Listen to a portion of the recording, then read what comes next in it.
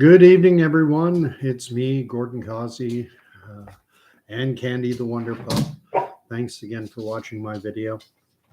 I will take care of her right now. Sit, shake a paw, lay down. Speak. Give me a good one. Speak. Oh, close enough. More chuffing than barking.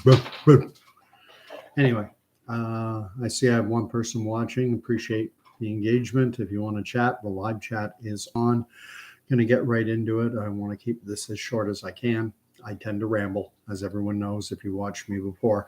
Canada's Chief Medical Officer of Health, Dr. Theresa Tam, did a press conference, I think on Tuesday or Wednesday, 2 or 3 days ago. And I referenced it, I think, in my last video. I'm going to play the audio from it now. It's only a minute and a bit long. Obviously, just one segment. And the headline for the article is Why Federal Health Officials Wore Masks at Their Latest COVID-19 Briefing. And it says 3 days ago. So it's Friday, so I guess Tuesday. But anyway, I'm not sure if the audio will transcribe. I've tried doing this before with a YouTube video and it didn't work. We'll see if it works here. Here comes the audio. They cut right in. She's in the middle of talking. So 3, 2, 1.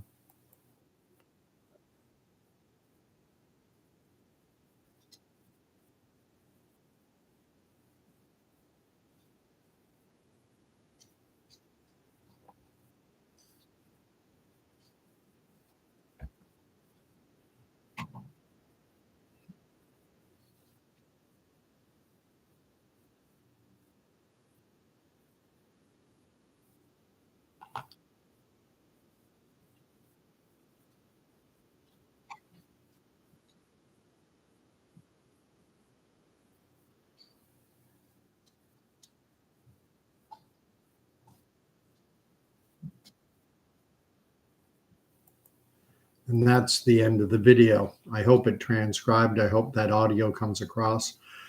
If not, there was a minute or so of dead air. Theresa Tam, during that press conference, she was flanked on either side by a couple of colleagues who I have no idea who they are, but they were all three wearing masks. Theresa Tam looks, and one individual, another woman, looked like they were wearing N95s. And a gentleman looked like he was wearing that plasticky kind of cloth mask, that one with that kind of a plastic coating on it that we've all seen. And it begs the question, are mask mandates coming back? She said, to quote, the quote that I took out of that is, now is the time to get your masks ready if you don't already have them. And I think a natural outcropping of that quote, a natural thing that will come to mind is, are mask mandates coming back?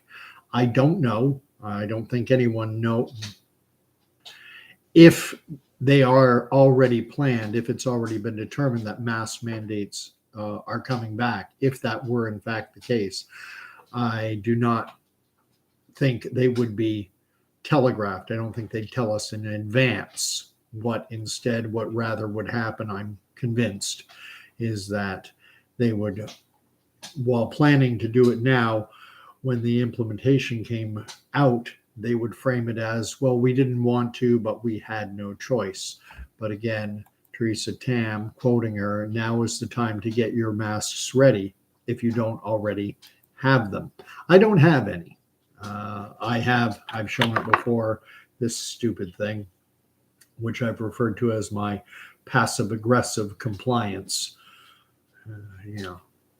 Tightly sealed around the face. Yeah, good luck with that. Chin rest, make sure it stays off your mouth and nose. I'm not even wearing that thing. And what I'm going to suggest, this gets, we all have a tendency, I think, or many of us have a tendency toward saying what we'll do ahead of an event.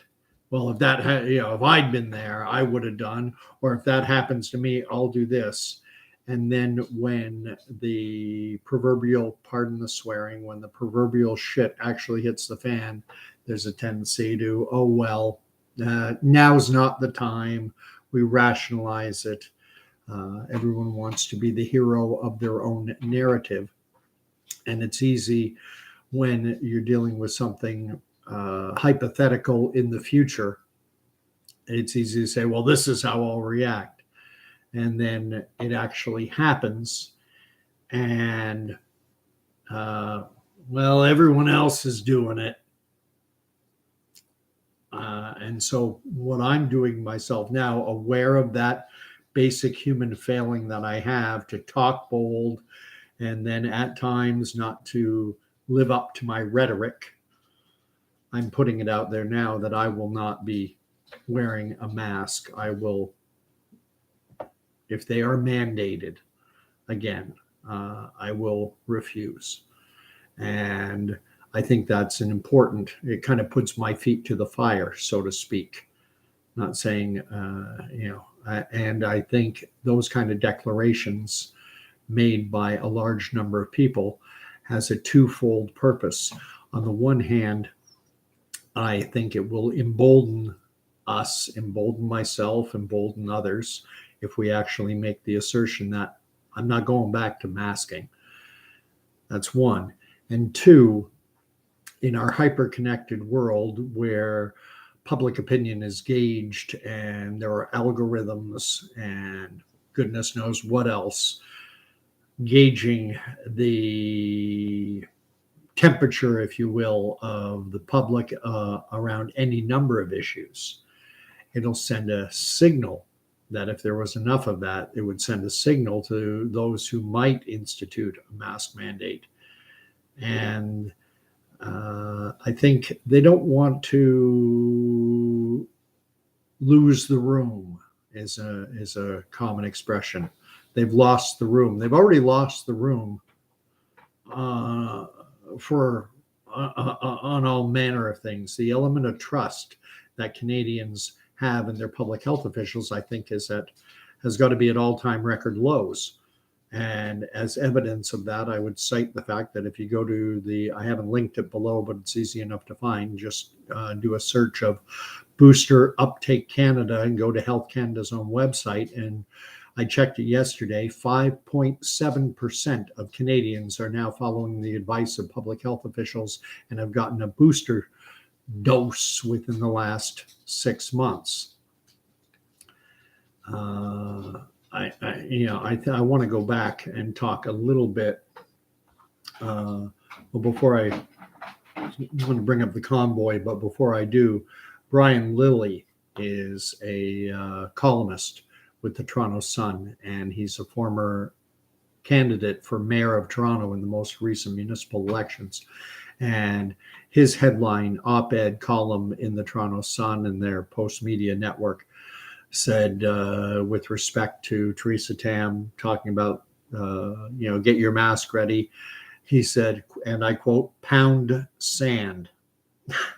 And I echo that sentiment. And I think it's instructive to look back on February 2022's convoy and to see the impact that it had. It forced did Canada's federal government want that convoy to happen? No, they did not. How did they react to it? We saw, and the mandates just started rolling back and back and back until they're now pretty much gone. The Vax Pass gone. The mask mandates probably in 99%. I understand there are some health care facilities that do require them, but other than that, they've evaporated, vanished. And when enough people grow a spine and push back, it forces a reaction. And so I think we need to signal ahead of time that go ahead and try. because this is going to be our reaction. In tandem with this news, it's been reported now that the jabs, the COVID vaccines, are now authorized in Canada, in the United States, in the European authorities, I imagine Australia, New Zealand, and other jurisdictions around the globe. What's interesting is there's something of a disconnect in terms of the guidance. The CDC out of the United States is recommending the shots for everyone 6 months of age and up. Whereas in the UK, from what I understand, they're only recommending them for those 65 years of age and up. And I have to give credit where credit is due. This news was brought to me, and I linked it down below. His YouTube channel, Dr. John Campbell, out of the UK. I want to make one point perfectly clear. Dr. John Campbell has a PhD. However, he's not a medical doctor. However, but he does have a degree in the healthcare field. He is himself a nurse practitioner and as well a professor of nursing. He earned his PhD, from what I understand, I may not be framing this exactly right, but it was in the digital dissemination of teaching materials to nursing students. And that's where he earned his PhD. He has authored, I believe, textbooks as well as articles. And he's very much, in my estimation, a gentleman worth listening to. He parses the data.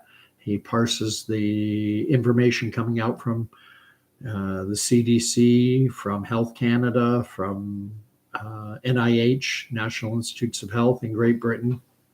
And in his most recent video, he highlights the fact that as per the CDC, and he shows you their data and links it so that there's no questioning his sources. And if he was spreading misinformation, YouTube would send him down the memory hole. But he talks about the severe adverse event rate.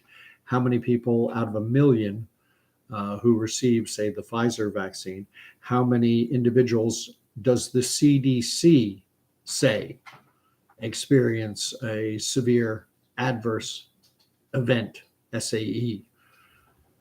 And again, he's quoting information directly from the CDC's for the adverse event rate and the severe, not just the adverse event, but the severe adverse event rate.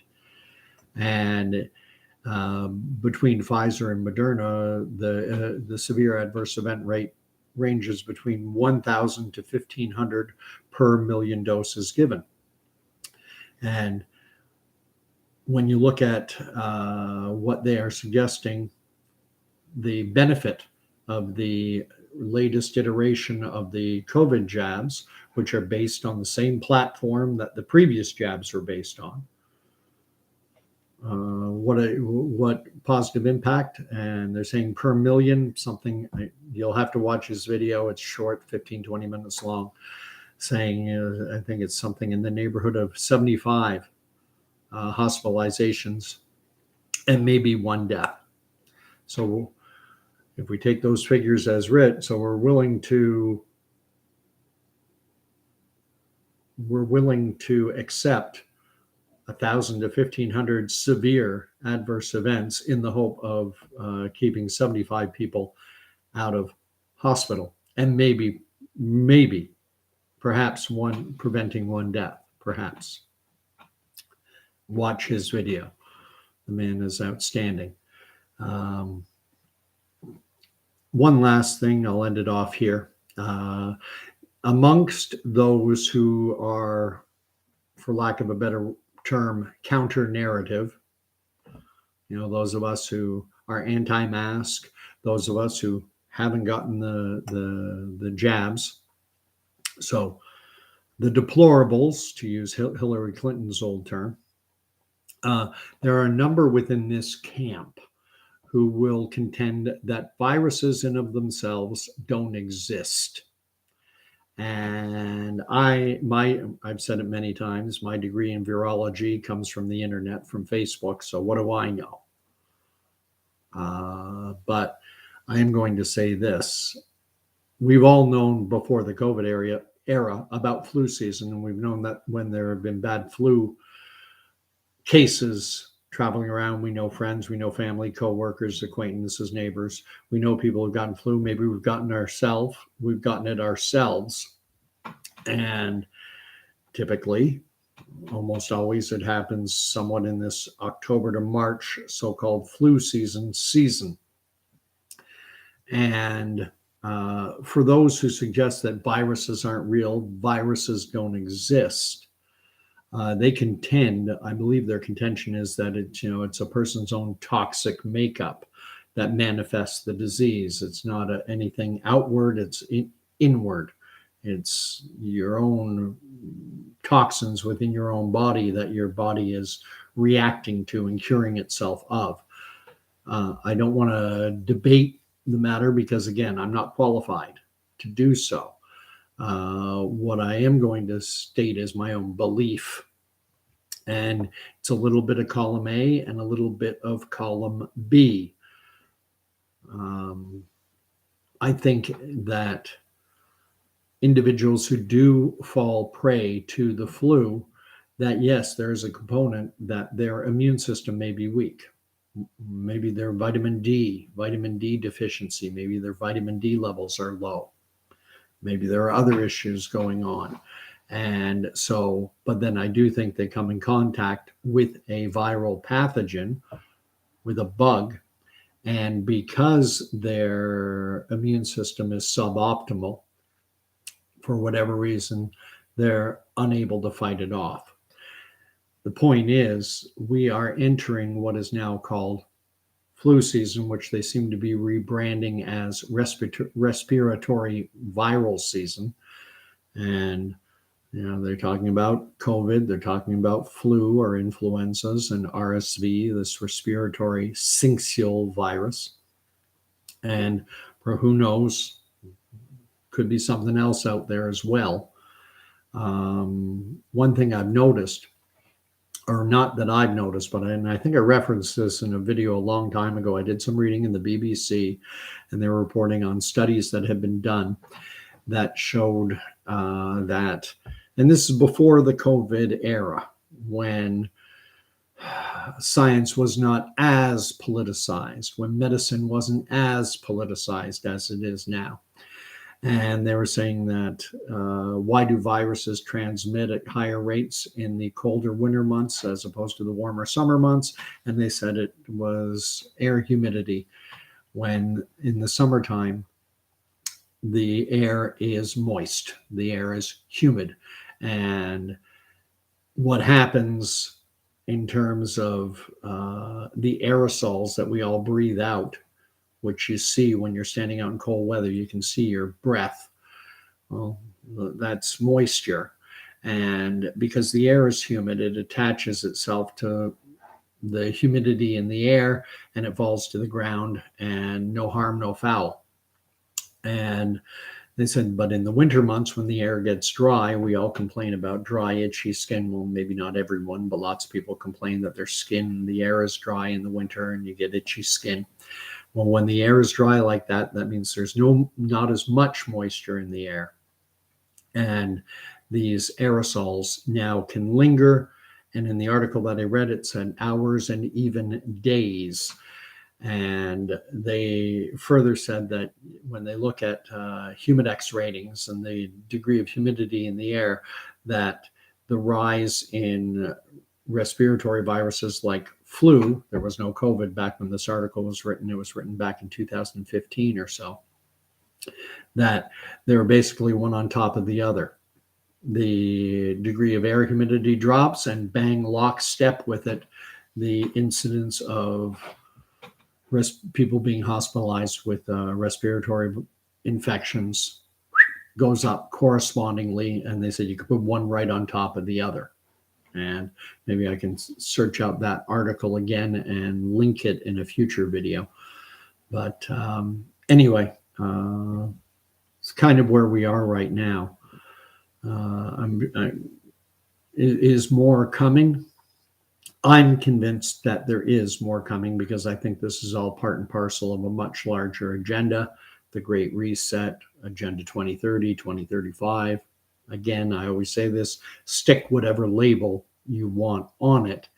There is an agenda being pursued here. And the way, my not so humble opinion, COVID is merely a vehicle to push this agenda. And the agenda, one of the key elements, I'm convinced, is yes, depopulation, a desire to take the 8 billion people, 8 plus billion who now live on planet Earth, and reduce it significantly. And I mean, there are all manner, I haven't spoken about it for a while, but there are all manner of articles out there, typically coming from academic institutions. And you can look it up. How many people can the planet sustain long term? And by the criteria, I consider it to be like climate science. It's all computer model simulations, so I don't even really consider it science at all. Computer modeled simulations are incredibly unreliable, but regardless, that's what's driving things in today's world a lot of the time. And what they are saying in these articles is that the Earth long term can only sustain a human population of somewhere around 2 billion. There's a University of Texas study that said 1.9. And the reason they say that we've been able to get to 8 billion when the planet can only sustain 1.9 over the long term is because the planet had built up reserves, had massive reserves, and that we've now depleted those reserves and they're going to run out. That within the next, by 2030, 2035, that there won't be enough clean water. One example. They say that the Earth, on a renewable basis, it only supplies enough food, energy, and resources to sustain something around 2 billion people, which leads me into what I'm going to talk about in my next video. And my next video, I will be talking about two things. I'm going to go back to the Bible a bit and talk about the tribulation and the rapture. Trying to take something of a non-dogmatic approach to these issues, questions. The tribulation is said to be a 7 or 3.5 year period of great tribulation.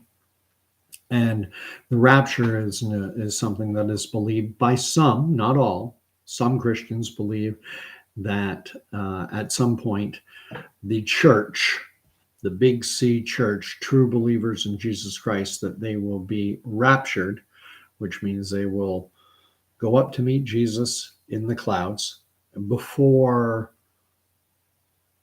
things really get bad. And within the rapture, then there are varying, many Christians do not believe in the rapture as a literal event.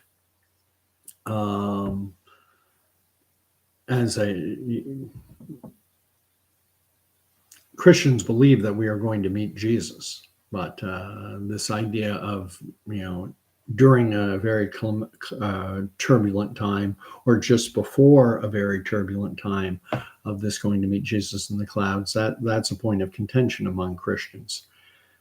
Some believe, some don't. I'm in the middle. And then when does it happen? Some are fervent that the tribulation cannot have started yet because I'm still here. And so they believe in what's called a pre-tribulation rapture. Others believe in a mid-tribulation rapture, that it'll happen at a midpoint. I mean, this gets heavy stuff, but it gets into Revelation, Daniel, biblical prophecy. We'll talk about that more in my next video. If we're heading into the Great Tribulation, maybe it's right around the corner. I'll talk about it just a little bit more and keep this under 30. Went on too long already, but I'll. The rapture, many believe that it's a 7-year-long period, and that the second half, the latter 3.5 years, is exponentially worse than the first 3.5. And if one were to presuppose that the tribulation started, say, in March of 2020, if that was the starting date, and lockdowns in my home province of Ontario, Canada, started around March 17th or 18th, well, 3.5 years later, 3.5 years post March 17th, 18th, 2020, that takes us to right now, September 17th, 18th, 2023. So it's just curious, everything that's happening right now about widespread speculation that we could be seeing the return of COVID mandates. We're having inflation going through the roof. We have war seemingly poised to escalate between Russia and Ukraine. We have China talking about the United States having crossed a red line in terms of providing military aid of some description to the tune of $80 million to Taiwan. We have BRICS, which is Brazil. BRICS. Brazil, I forget what the R is. I can't believe it. India, China, and South Africa. Russia. How could I forget? Brazil, Russia, India, China, South America. These group of these 5 nations are apparently working in concert to kind of create their own economic union. Let's talk about BRICS currency that would cut the legs out of the United States dollar, which right now that is the reserve currency of the world pretty much. And if all of a sudden, if you look at Brazil, 300-400 million people, Russia, 200 to 300 million people, India, 1.4 billion, China, 1.4 billion, and South Africa. I don't think South Africa's population is that significant, but it's a very wealthy nation, and it certainly has a lot of gold and a lot of other precious resources. So anyway, gone on long enough. I'll end it here. So if you want to hear me talk about the rapture and the tribulation, and from a non-dogmatic point of view, open-minded Christian belief, but I'm a Christian who has a lot of questions. I don't profess to have all the answers. And personally, I think that's okay. Well, I'll be doing that video in the coming days. Sunday would seem like a good day to do it on. And lastly, thank you so much to everyone who has subscribed to my channel. Trying to inject my voice into the public square and get my opinions out there. And this helps when you subscribe to the channel. I think it lends weight.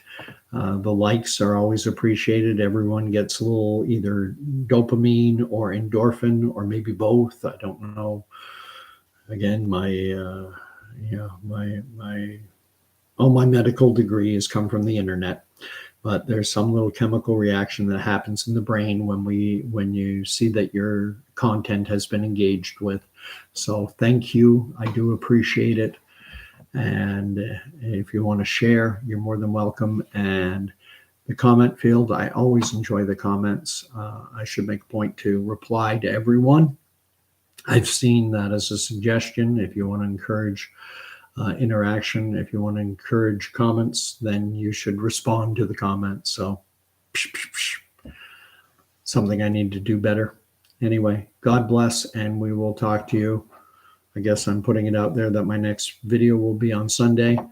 Make no promises, though. I lead a busy life, and sometimes when I say I'm going to do it this, then stuff gets in the way. Miserable, pathetic, unmonetized, just one guy talking into the cloud. Anyway, God bless, and we'll talk to you later. And we'll see you on Sunday, hopefully.